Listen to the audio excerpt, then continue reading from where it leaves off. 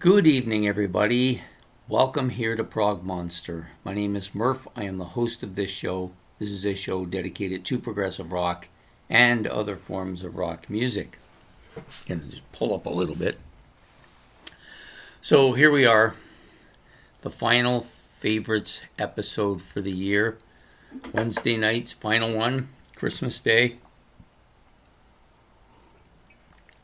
So we're doing my 20 favorite albums that were released in 2024. Yeah, so I do an episode called What's New. I do it Saturday nights. It's kind of moved around in a different place, but it's been pretty solid on the Saturday nights show every Saturday at 8 o'clock. And I pick a new album that came out this year, and I kind of review it. So what I'm doing today is I'm doing my top 20 albums that came out this year, most of which I've done in reviews. All of these I've done in review. There's no album up here that I wasn't. Now, I did do a halfway point, at the halfway point of the year, I did a top 10 for that, and most of those albums are still here in the top 20 now. A couple have moved off, but so I'm a little bit disappointed because there was about 4 or 5 albums I wanted to include here as props for this particular episode, but I didn't get to go to to my encore videos, and some of the stuff is still in the mail too. So we're gonna go with the ones I have plus the ones that I like, the albums I like, but that I don't have props for. So I do apologize for that, but unfortunately, the mail service hasn't been 100%, and I didn't get to go. Now, I will get to go there tomorrow, so if I could do the episode tomorrow, we'd probably have 3 or 4 more of them to show as props, but it's got to go Wednesday. Wednesday's always the day, right? So this took a little bit of work and a little bit of time to put together, so most of this stuff I have written on a list that I have to buy stuff, so it wasn't too bad. And then I added some of the stuff that I already had, plus some stuff that I just recently did. A couple albums are going to come in here, but they've only been just recently been listening to. Also, I've gone back and listened to a little bit of all of the albums that are on the list, just to make sure that I'm kind of, again, familiar with them. Because what happens is when you do these, you do a full listen, and then months go by because you're too busy doing other full listens to actually go back to the album, but you remember what it's like, so you go back and you listen to it a little bits and pieces so that you get the memory back from what you had, right? So I've put together my top 20 list here, plus some honorable mentions as well. So I think I've done about 50 or so albums this year. That's a fair bit. I mean, there's a lot of stuff that you only have so many episodes to do, so there's stuff I just didn't get to. Probably next year I'll get to some of the albums, maybe purchase them, and they'll be part of some episode at some point. So anyways, we're going to get underway with it. So I'm going to do this the way I do with most of my lists. I'll give you my least favorite and go all the way up to my most favorite album for the year, or my worst to first if you prefer. Although I don't think any of these albums are bad. They wouldn't have made the top 20 list if they were bad. There's a few albums that are knocked out of my first 10 that are gone from it. And there's some new albums in there that definitely I wanted to do. So there was a couple of albums here that kind of were right at the cusp. So I decided in the last minute which one was going to get the final spot. And I'm quite happy with that. So without further ado, we're going to get going on this. So the first album for me, coming in at number 20, is a band that I like a lot. Unfortunately, I confused this album with another album that I had on my my playlist, and I thought that was the album that came out this year, but it was actually an older version. So they're virtually identical titles. This is Hawkwind's The Story of From Time and Space. They also have an album called Into Time and Space. I believe that's what it was. That was the one I had on the playlist that I thought was the new one, but I actually mixed them up. But now this one is in the playlist. It's a solid album. I wouldn't say it's a great album. It's not one of their better ones. I think they would have been better having something like this for a cover than this kind of silliness. Even the back is better, I think.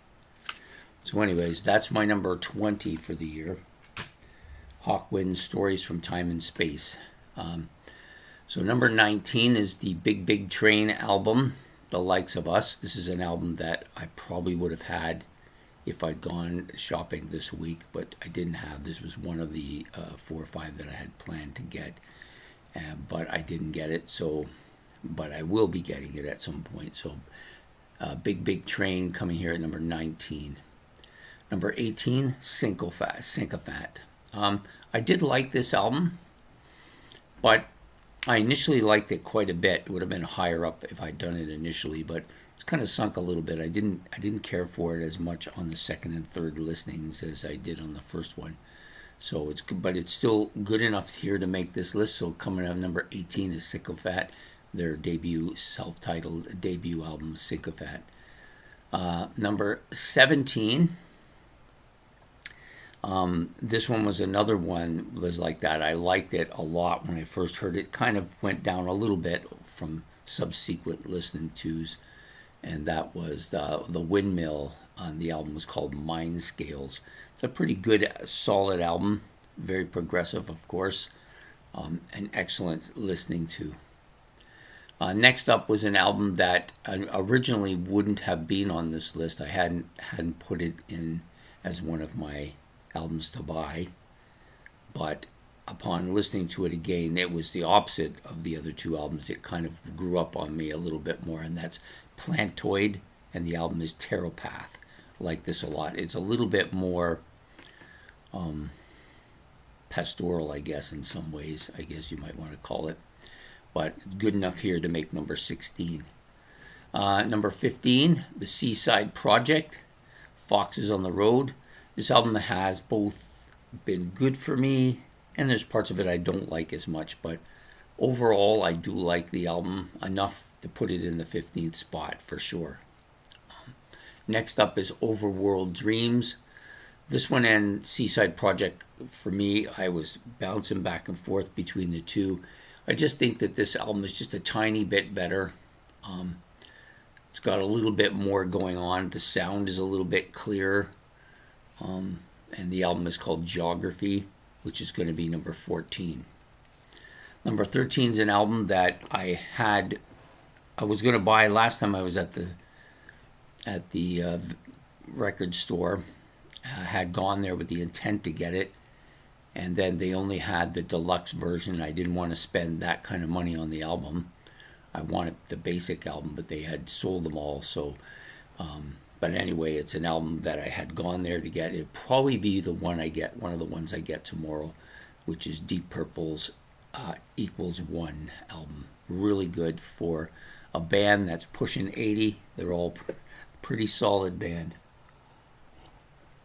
Okay, so moving on up to Argos. Argos is the next one, and at number 12, Halfway Between Heaven and Earth.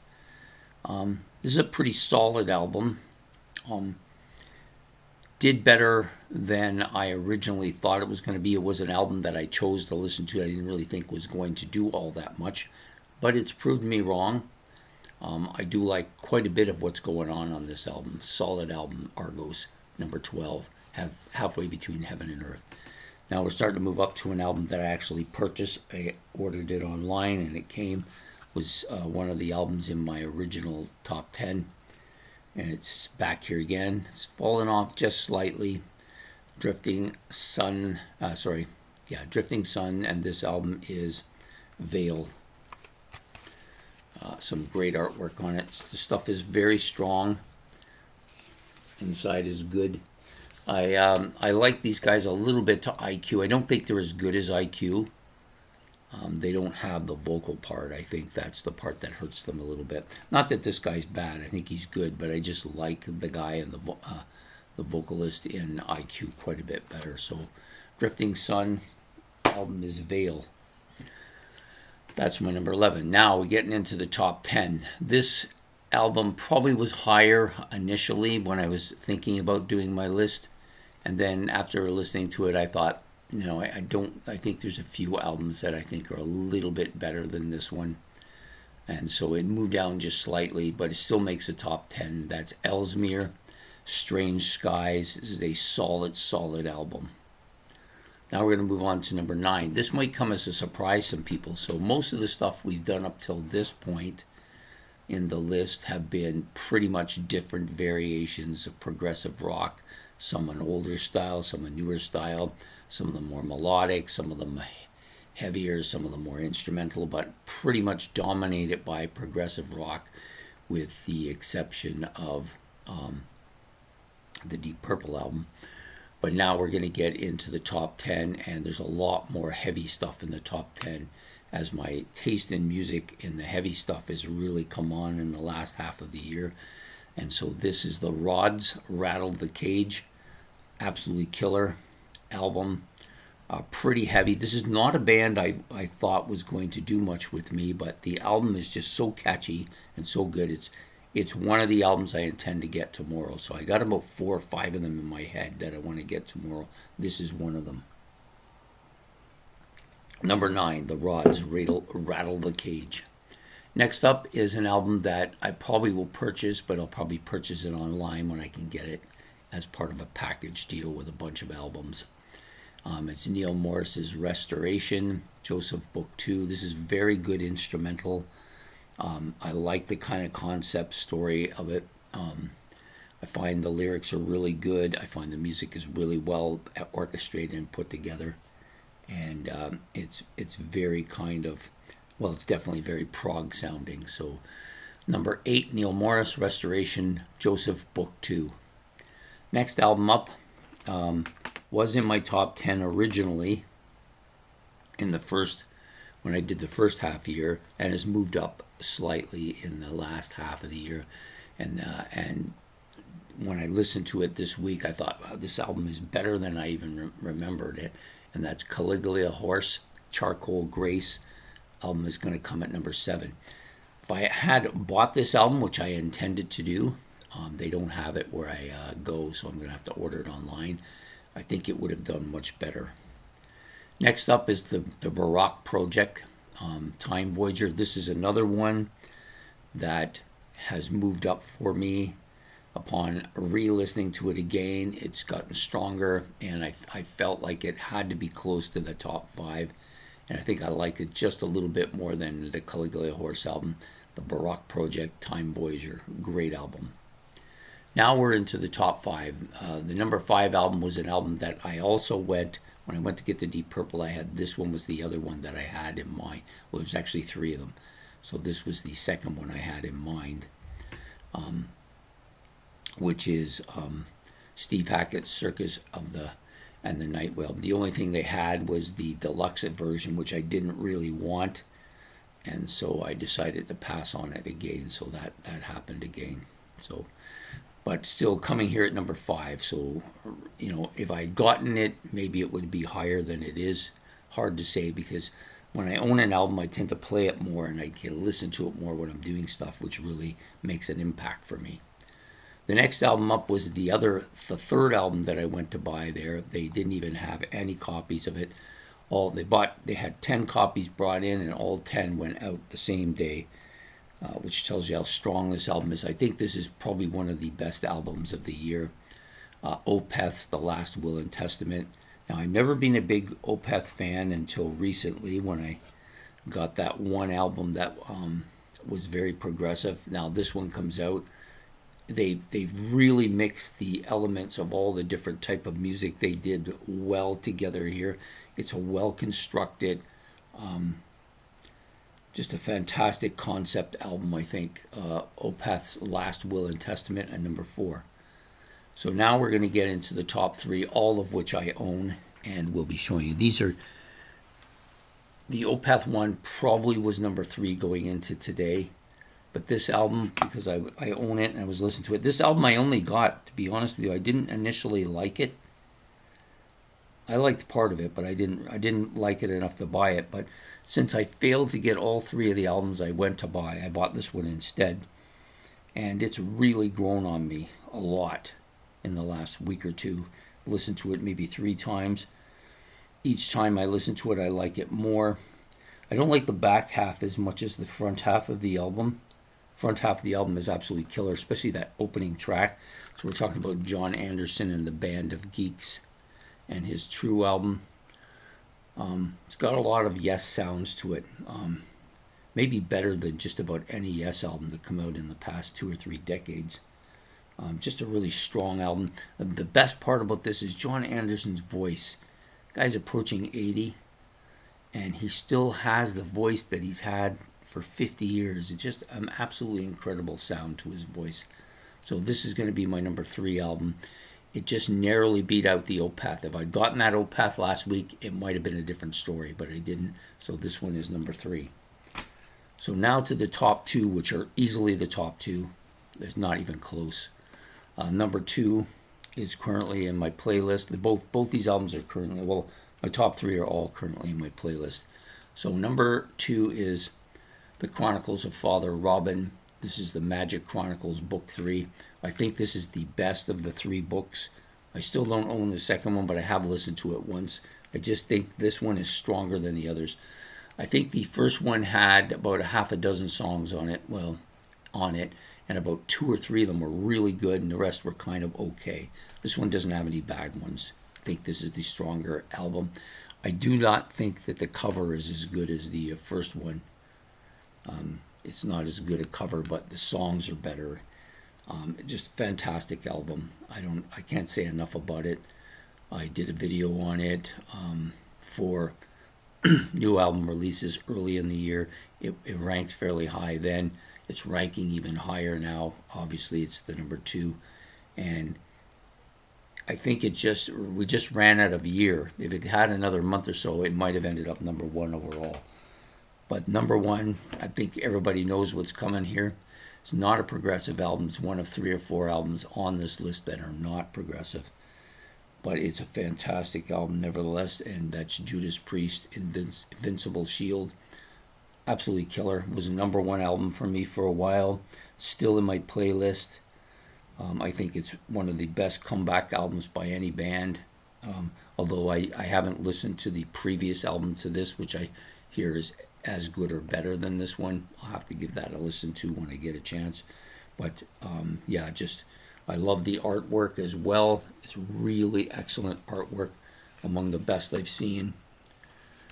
That's just fantastic. And the vocals here by Rob Halford are killer. The album is just killer overall. There's just nothing that's really weak. It gets a little weaker towards the back edge of the original released album, and then because I got the Alexa version, I got 3 extra tracks, which I think I want it. It was killer. I just think this is a fantastic album. It's going to be number 1 for me. Was number 1 in the first top 10 list. It's going to be number 1 here in the back 10 list, or the back 20 list. Was getting some challenges from the number 2 and 3 and 4 albums, but overall I think it's just a better album. So the honorable mentions. So some of the honorable mentions, I'm only going to give 3 or 4. There's a lot of other stuff I could give, but I just picked 3 or 4. So I thought this recent What's New that I did on Bill Wyman's driving my car. Initially, I didn't think I was going to like it, but I wanted to do it anyways because I hadn't done anything by him before, and I wanted to give it a chance. And it's kind of grown on me. It's a lot different than a lot of the stuff that I have on this list, but I do like it quite a bit. Given a little more time, it probably could have made this list as well. Wheel, Charismatic Leaders, another one.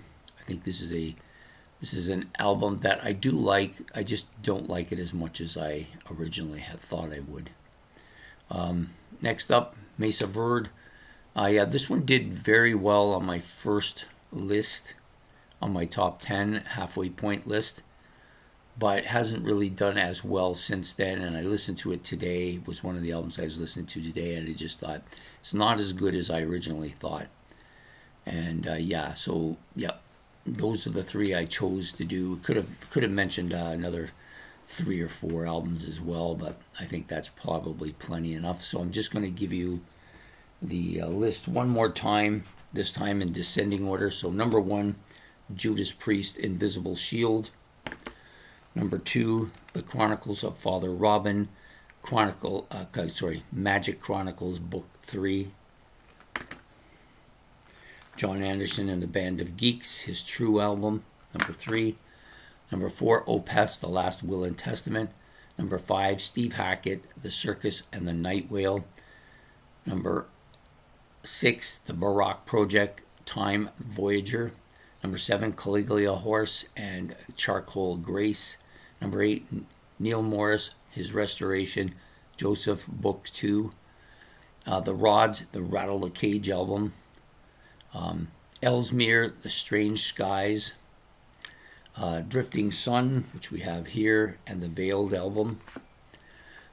Number 12, Argos, Halfway Between Heaven and Earth. Mirth.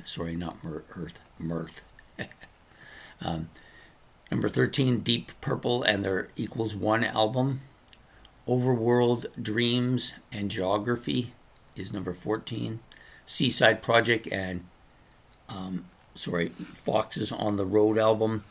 Plantoid and their Tarot Path album is number 16. The Windmill and their Mindscapes album is number 17. Sycophant, their debut album, is number 18. Big Big Train, The Likes of Us, is number 19. And number 20, Hawkwind's Stories and Time and Space.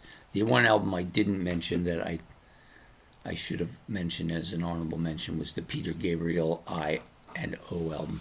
Haven't listened to it. I've listened to it, both versions of it, early on, but haven't listened to it in the last little while.